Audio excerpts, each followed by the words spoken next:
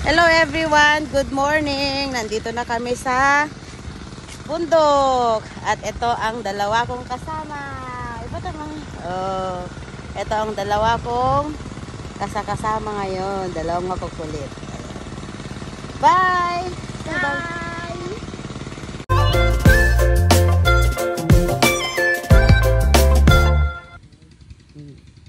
Hello everyone.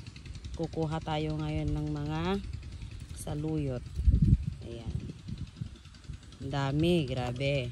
Sobrang dami. Yung mga yan. Dami.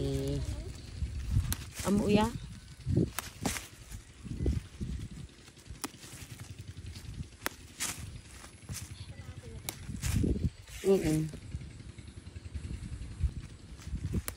Wow, ang gaganda po. Kaso nga lang may mga uod-uod na. Ayan. Yehe, may ulam na tayo.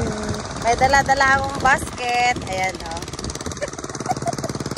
Kasi may pinuntahan ako dun sa, dyan sa baba, sa baryo.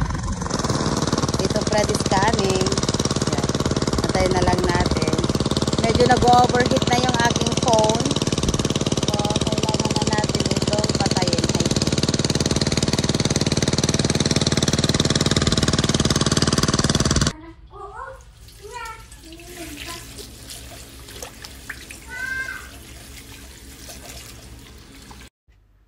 Pagkatapos naman pong itong mahugasan, atin naman itong aayusin. Nang sa ganun ay isahan lang ang pagkakaputol neto.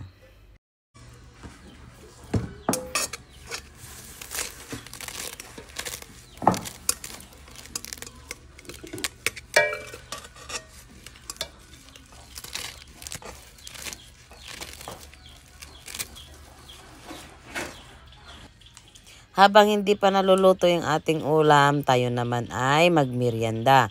Meron kami ditong bibingka na binili ng aking kapatid at ito ang aking kinuha dun sa baryo kanina. Kain!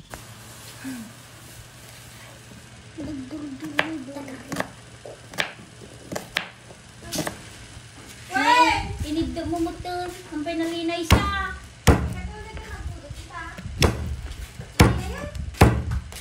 Kapag di kasta awon, di nyog babalong. Aji ko malimang kasi ano din kasta na langot ko. Yeah. Siit-siit na.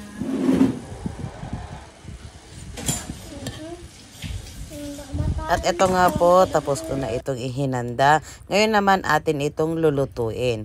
At mas gustong gusto ko po nagluluto dito sa aming mini pugon. Ito ang tawag dito sa amin, mini pugon. Kasi mas masarap po pag ang ulam or pagkain ay niluluto sa kahoy, panggatong. So, habang ito ay niluluto ko, may isang bagay na nakakuha ng aking atensyon.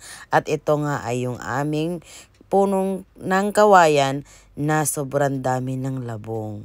Sobrang tuwan-tuwa kami kasi hindi namin ine-expect na ito ay magkakaroon ng maraming ganitong labong. Samantalang 2 puno lang yung nakatayo nang dahil nga sa lagi namin itong binabawasan.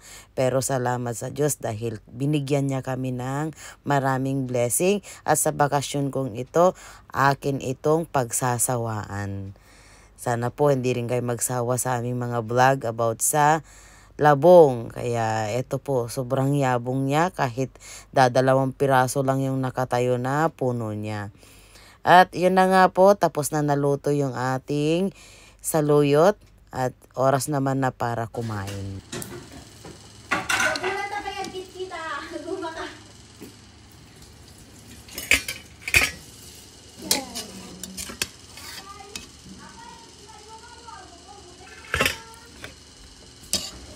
Timo na sa nga ilgat, Judy.